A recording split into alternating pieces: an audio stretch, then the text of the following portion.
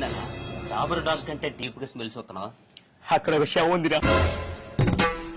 అన్న వాసన చూసి ఏ సెంట్ ఏంటో చెప్పేవాడిని చూశాను గాని వాసన చూసి శవం అక్కడుందో చెప్పేవాడిని నిన్నే చూస్తున్నానన్నా. నానా లేనన్నా నానా అవిడి అప్పుడు గొడవలతో వేసేసాడా?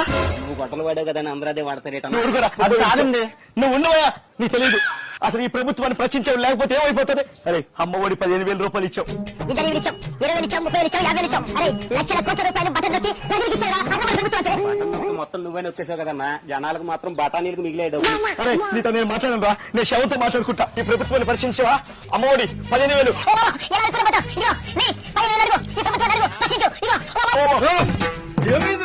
నా చేయి తాగంగా నీ శవం బతికింది. ఏంటండి బతికేది? అని చచ్చిపోతాయి కదా.